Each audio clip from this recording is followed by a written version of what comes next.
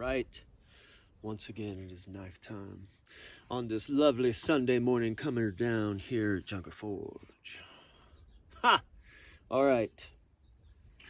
Today, we're going to get into trace. That would be three different switchblades for Switchblade Sunday. Now, the first one we're going to take a look at, I've had my collection for, I'd say about 15 years.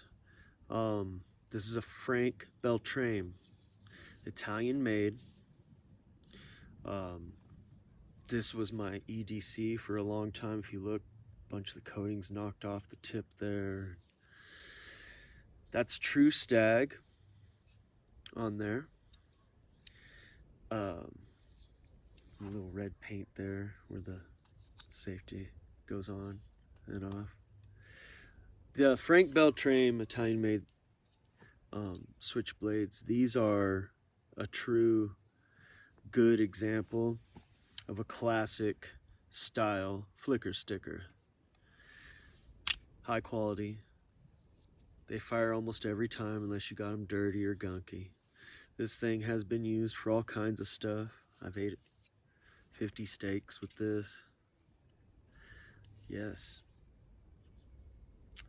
Good, decent construction. You know, switchblades, they're, a lot of people look at them almost as a novelty, especially this style, you know. West Side Story, you know, if Fonzie could have had a knife, this would have been close. Yeah, anyway, this here has a Dagger grind, but single-edged, of course, because you don't want to have that riding around sharp in your pocket. The swing guard, which is always been one of my, I like that feature on sometimes just a locking blade. I like it. If it's executed well, it is something that could keep your hand from going forward, becoming spagata, which is always nice on a knife. And this is a thrusting motion knife, if you did not know that. It is a lock back. It has brass liners. And there it is right there on the blade. See if we can see that right there. Frank B, Italy. Weird lighting today. I came out at a weird time to do this video. But yes, there you go. That is a classic iteration of an Italian switchblade. And you can use them for everyday stuff. They open mail and packages. Great letter openers. Great steak knife. This will always spice up the environment in a 4-star restaurant if you pull out your own steak knife. Yes, indeed. Especially lightens the mood if you've drank a couple crafts of, you know, Chianti. Boom. Frank B. I think these things are kind of expensive nowadays. These used to be like 80, 90 bucks. Now you'd be lucky if you could find a piece of stag like that for 100 bucks. You know what I mean? One of my other favorite switchblades. This is a good giveaway, so I'll open it down here. Here's a hint. Proudly made. USA, right there. All right. This was a gift for my birthday, probably about a decade or so ago, from my brother. That's right. A factory Buck 110 auto. Back in the days, Buck didn't make an auto 110, but people would convert them into autos, and you'd see them at like gun shows and whatnot, and they'd be kind of pricey. And then somewhere along the line, Buck was like, you know what, we could do that. And they did, and I'm glad they did, because if you want like the American-made pocket knife, but you're like, oh, it's not very tactical, and I have to open it with 2 hands, and I have to close it with 2 hands, and well, there you go. There you go. And if you live in a free state, or a freer state, as free as you can get, in this corrupt federation that's supposed to be a republic that we live in, well, hey, you can carry this. This will last you a lifetime. And if anything does go wrong with it and you haven't abused it and you've used it for knife stuff, well, Buck, they'll fix it right on up. Good old Buck Knives. I've never even had to ask Buck to even look at one of my knives I've bought from Buck. And from my very first knife till now, Buck will always be and remain one of my favorite knife brands and products. These have, now, my little 112, that false edge is actually like sharpened, like will stick you. This is pretty sharpened. This is like having a pocket Bowie knife. If you studied anything about Bowie knife culture, if you studied anything about Bowie knife combatives, FMA, you will know that sharpened back edge, it doesn't need it, but for those back cuts, those snap cuts, especially those good old little back snappers, or if you're an edge up guy, hoo-wee. The point of that right there, old Bill Bagwell talks about that in one of the videos you can find here on YouTube about the power of this little space right here, the back of that. Whew. Brutal. This is a cherished object of mine. I carried it for a good long time, and boy, I get sentimental about things after a while, and that's how it's always been for me. I'll get a knife and I'll use it and I'll carry it, and along the way, and then after a while, I've had so many adventures with it that it goes in the sacred area, you know. This still gets lugged around with me from time to time, because my brother would probably be fit to be tied if he thought I didn't use the lovely knife that he gave me for my birthday.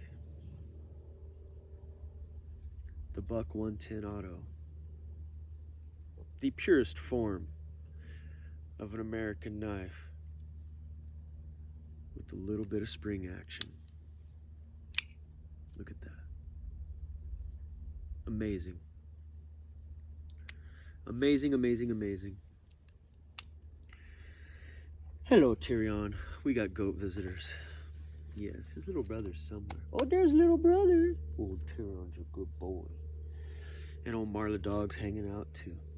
Now, the third one for Switchblade Sunday, I thought I had lost this knife years ago, and a couple months back, I was going through my closet and donating some clothes to the Goodwill, and I have this Triumph jacket, because I have an old Triumph Thruxton, and I was like, is there anything in this jacket? You know how you'll do that? You'll reach into a jacket and you'll find like a $10 bill or a $20 bill, and you're like, hell yeah, dude, I love it when that happens. Well, I really loved it when this happened, because I thought I lost this knife like 5 years ago. This is a Microtech Ultratech in solid brass. Ooh, that's got some heft to it. Look at that. Lovely black DLC and two-tone satin flat there, bayonet grind. Yes, made in the USA. And one of my favorite stainless steels. I have two favorite stainless steels. If I have to roll stainless steels, and this is one of them. This is the good old Elmax that had its brief little lovely moment in time when everybody was after Elmax like they were MagnaCut now.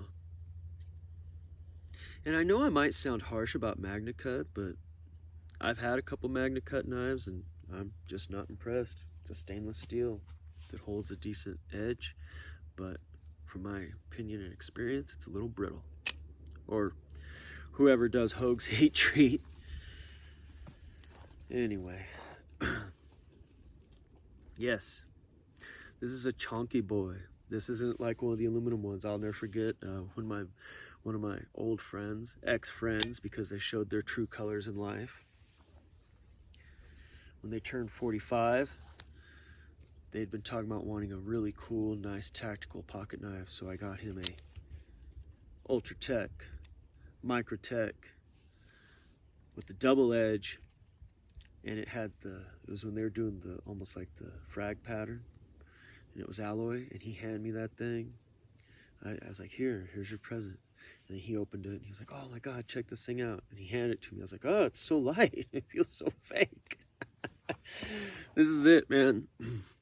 That's where I stop with I have, I believe, 1 or 2 other Microtechs, but this is it. No more. I don't need any more. I don't need the different flavors of Microtechs. I've had, you name it, I've had it. I've had Microtechs now I got rid of that I cannot believe I got rid of. It's like, I could have traded that for a Harley.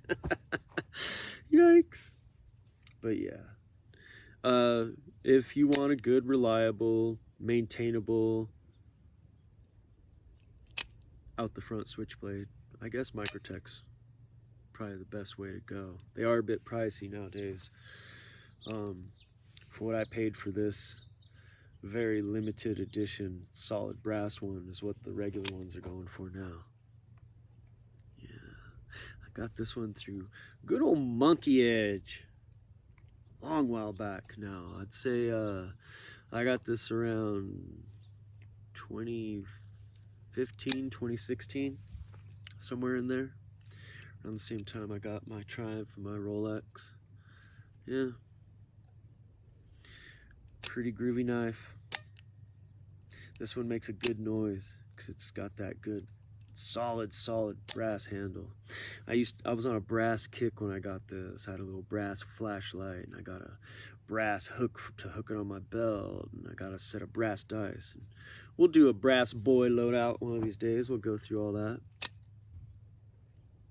This looks cool sitting next to a pair of brass knuckles, aka fancy paperweight.